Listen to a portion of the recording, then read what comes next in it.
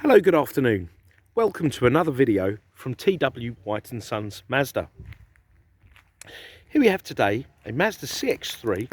This is the 2-litre manual petrol SE-L Nav Plus model. Okay, so the Plus is like a facelifted car. Okay, I'll go through all the differences as we go around the car in more detail. Now, as I take you around the vehicle, hopefully you can appreciate the condition this car's in. And I'd like to tell you a little bit of background on the vehicle. We sold this brand new to the previous owner, who's a long-standing customer of ours here, her and her husband. And she picked her new car up on Saturday. Okay, it's got full service history. In fact, I think when it was having its third service a couple of weeks ago, that's when we started talking about possibly changing the car. And she bought our new Mazda MX-30 electric vehicle, which she's very, very happy with because she popped in yesterday to tell us all about it. Now, this car's covered a little over 16,000 miles, or maybe just under 17. I'll get the exact mileage when we get in the car. It's got full service history. It's one owner. It's presented in black mica paint, and it's absolutely lovely. Now, it's all got matching tyres. The customer, they always get matching tyres on the car. I think 2 of these tyres are brand new Bridgestones, which are the factory spec tyre. So it's been very well maintained. Hopefully you can see the condition. All the wheels are unmarked. The car's unmarked. It's very, very nice indeed. So we'll start at the back of the car and work our way inside. So here we are. Now, there's the original overmats. I don't know why my valeter does that. He takes them out to clean them, he doesn't put them back in the car. And the customer had a boot mat as well. This is a rubberised boot mat. It's not like that hard plastic. And underneath here, you've also got, let me show you, you've got like a cavity floor. So you can actually make the boot quite a bit bigger. Hopefully you can see that extra depth you can gain. Okay, because CX3s haven't got the biggest boot, but if you take that out, you've got that extra room there, it does actually become quite a large boot. Oh, what have I done here? I'm making this look more difficult than it is, believe me. Right, you've also got 60/40 split rear seats, and obviously the parcel shelf can pop out to give you that extra room. You've got parking sensors at the rear of this car. But you can actually add, as an accessory, a rear parking camera, which is quite a popular accessory on these cars. Now, the previous owner has sort of teenage kids, and they've kept this car really well inside. Her kids are very well mannered, and that's why it's in such lovely condition. We get a lot of cars, certainly with my son. He makes a real mess of the back of the car, kicks up all the backs of the seats, panels, etc. But they look like a very sort of a car enthusiast family, and they keep the cars in really nice condition. We've had quite a few cars back in part exchange over the years. I think 11 years they've been buying cars here, and they always come back very, very nicely. Now, you've got a height adjustable passenger seat as well as driver's seat. You've got the armrests. So these are all things that come on the later cars. The armrests on these were an accessory before. They weren't very good, I wouldn't say. They looked a bit clumsy. You've got the electric handbrake on this car, which gives you a nicer finish, a bit more space in that centre console. The interior, the cloth seats, the stitching, all just a little bit nicer than the earlier cars. Nothing wrong with the earlier cars, of course. Privacy glass for the rear. They have got tinted glass for the front windows, but not that dark tint. And let's go into the vehicle. Now, hopefully, look, can you see the sparkle in that in the paint? That's the mica in the paint sparkling.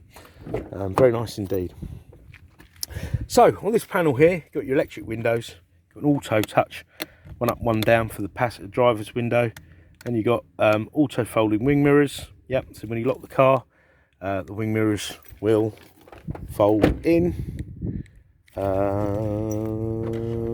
like so. Okay, so it's a good indicator that you've locked the car. You can turn that mode off and just do it manually, open and shut. This, I think that's a good feature. Electric windows mirrors, electric ring mirrors, and this panel here. The car's got an intelligent engine stop-start system, which will turn the engine off and back on again when you're in traffic at a standstill. Ultimately, it's, you know, it helps save the environment, but it will also save you money by using less fuel. So nice system. You'll find most cars will have that these days. It's a nice seamless process, the way it works, and once you get used to it, you wouldn't even know. You've got traction control, so that'll help keep you on the road as safely as possible, help you if you were to brake hard, to keep you in a straight line, help prevent you from wheel spinning. You've got lane departure warning system. If you veered out of a lane without indicating, it would warn you by a beep or a rumble. And you've got a tyre pressure monitoring system here. That will let you know if your tyre pressures fall 4 psi or more. Now, I was thinking about this the other day, about tyre pressure monitoring systems. I mean, I would only ever check my tyres if they looked flat, or the steering got a bit heavy, or the car didn't feel that great. And if your car, for example, dropped 4 psi over a period of time, the car wouldn't probably feel any different. The tyre wouldn't look flat, but it would affect your braking, your cornering, your safety, and the efficiency of the car. So, nice system. You've got your bonnet release here, fuel flap release here. Okay, let's hop in the car. Now, being the Plus model, you got automatic wipers and lights, even on this SE-L spec. So, foot on the brake. I've got 2 keys here. I'll show you the keys. Foot on the clutch. Sorry. Press this button here, and the car fires into life. There's the mileage there, 16,830 miles. Okay, so very, very low miles. Now, being the Plus, you've got up, down, in and out, whereas on the early ones it was just up and down. On the steering column adjustment, you've got automatic wipers, automatic lights, you've got cruise control, you've got volume control here, trip computer here. Okay, you can change your tracks, your music tracks here. You can decline a call, answer the call here. Steering wheel's all lovely and unmarked. I've had a few cars recently, I think, where people wear rings. You can really mark up the steering wheel. This is in beautiful condition. You've got climate control, air conditioning. So you can set the temperature you want, set this all on auto, and off you go. You've got 3-stage heated seats. You've got 2 USBs here for charging and for reading data. So if you've got a memory stick with music on it, you can play it through the stereo. And you've got a 12-volt socket here. And this is where the SD card lives that operates the sat nav. Now, down on this panel here, this is your Multimedia Commander. I call it the human interface. And this will operate this here, which will be your apps, your music, your communication, your navigation, and your settings. Now, this is touchscreen. However, being a touchscreen has its disadvantages. You get grubby marks, fingerprint marks on it, and also it will deactivate as a touchscreen when the car starts moving for safety reasons. So this can operate that here, so you can operate it safely. Not that I'm promoting you distract yourself with this so much, but it is far safer to operate this Multimedia Commander when looking at the road than if you were sort of doing it as a touch screen. So let's start here. So you've got applications, okay, fuel economy monitor, vehicle status monitor. So that will give you warning guidance, and if your car needed a service or it was out of fuel and bits and pieces like that. Maintenance, you can set schedule tyre rotation, all changes, but we send you service reminders. Okay, and fuel economy monitor, so your MPG. Now the car that I stopped, remember what I mentioned to you earlier, so it's coming up not ready. Now it's an intelligent system, so it won't always kick in. It will only operate when the car is going to use less energy from switching off and then starting again than it would if the car was running. So the battery, the engine, everything has to be running at its optimum. If you've got the air conditioning on, the car won't tend to turn off because that's a load on the engine.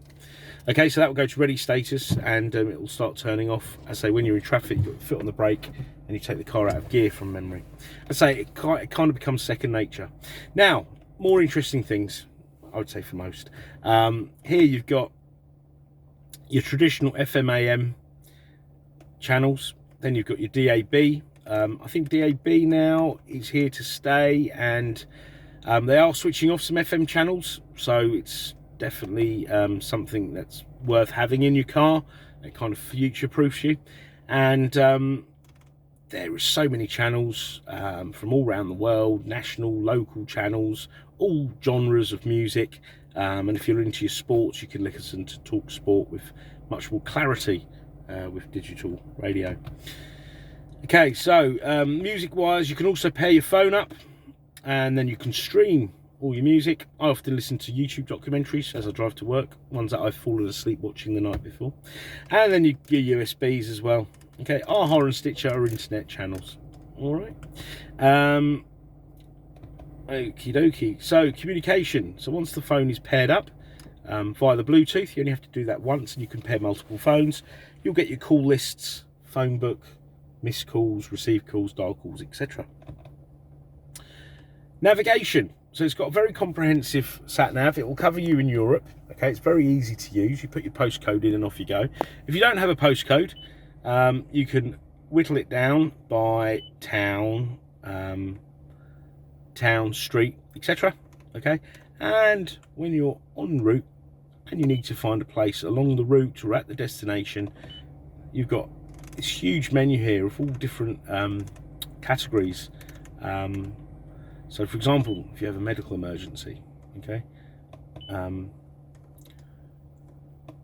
so many options. Oh, I don't know what I selected there. That's probably not a good one. Right, so let's have a look. Category, fuel station. Let's use that one, that's better. Tends to be what I'm always looking for. It'll give you the direction, the distance, and the company. Now, for example, we have BP fuel cards at work, so we would be looking for a BP. Now, if you set up a Wi-Fi hotspot from your phone, the car will be connected to the internet. You'd also get fuel prices. You'd also get live traffic updates, weather reports. So it opens it up even further. It'll use a minuscule amount of data. And then you can do the normal things, you know, you can do shortest route, longest route, avoid motorways, avoid toll roads, etc, etc. Okay.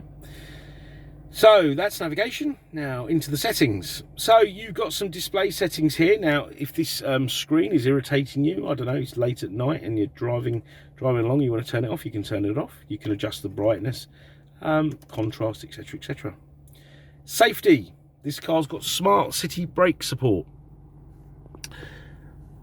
This is a function which will apply the brakes if you get too close to a car, an object, that low wall, for example.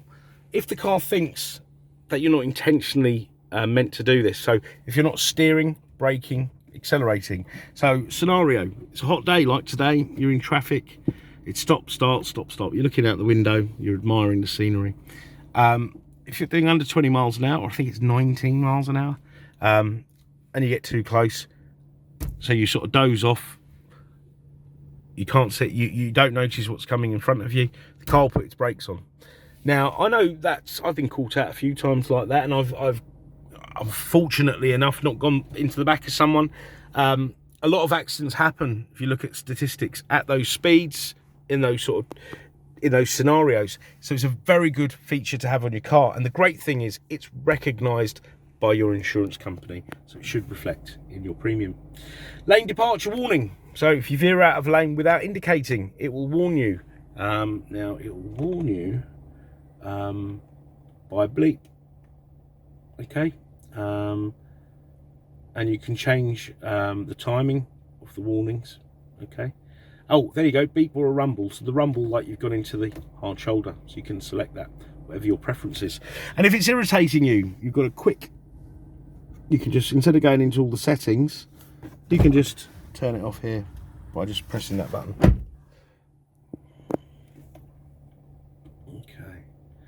Okay. Sound system, so you've got a great sound system, sounds superb, and they've got all the settings in there. Clock, the clock is GPS synced, so you never have to,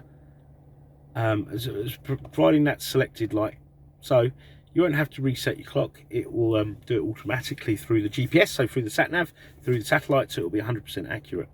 Always remember, I had a customer, Ed Stewart, Crackerjack, no longer with us, but he used to come and see me twice a year to set his clock. Always look forward to that.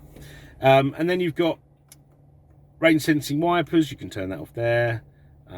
Door lock settings, so if you unlock the car, you didn't get in, after 30 seconds it will relock itself. Okay, and you've got other bits and pieces here, but the lighting one's always interesting. You've got leaving home lights, coming home lights, so if you lock the car, the lights will stay on for 30 seconds when it's dark, of course, just to give you safe passage to the front door. Devices, you can manage your Bluetooth or network management there, and system, you can change, you know, the measures, Fahrenheit, Celsius, miles, kilometers, etc, etc. So it's a very well equipped car. It's in wonderful condition. Okay, it's always lovely when we know the previous owners and we can give a good background on the car. The car does have a CD player, by the way. If there's any more photographs or videos you'd like me to send you on this car, please don't hesitate to ask. If there's any questions, no matter how trivial, please just ask one of the team. Nothing's too much bother. The car will come with a 12 months Mazda, official Mazda 12 months used car warranty, which I believe they call a ZZ Plus warranty, which will have 12 months roadside assistance, which is the full cover. It's home start, European cover. The passengers are covered, okay? And it will have 12 months MOT insurance. Part exchange is extremely welcome, even if you don't have a Mazda or a Suzuki. Take a look on our website. We have lots of cars from all different other brands that we retail, so we can give you the best price. Obviously, have a look on these online valuation sites, etc.